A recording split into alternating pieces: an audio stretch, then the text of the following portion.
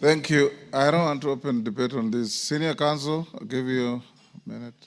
Thank you, Mr. Speaker. Mr. Speaker, let me first thank you for the wisdom of directing the inquiry through members of the relevant committee, and say that it is important.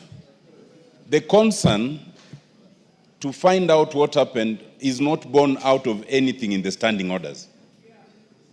But it was a concern for a colleague, because we must all be concerned when a colleague is in distress.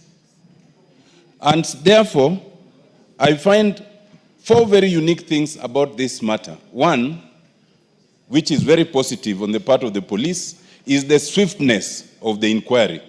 I hope we can have such swiftness in all matters. 2 is the openness in terms of the update of what happened.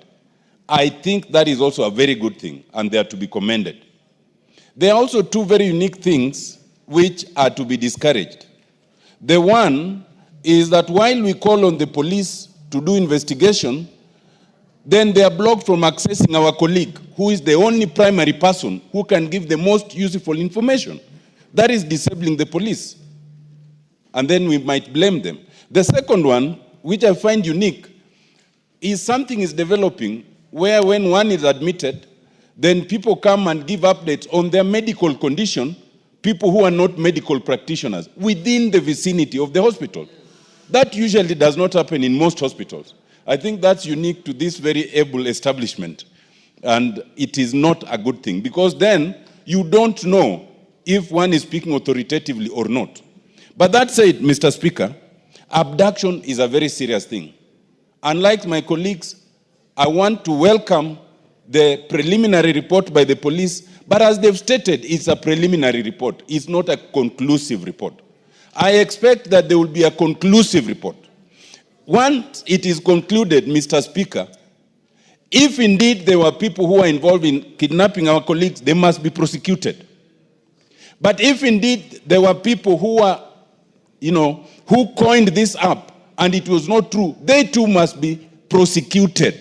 Because abductions in this country and killings have become so many, and we don't want to speculate as to whether one has done it themselves or not, by the police or by the crooks.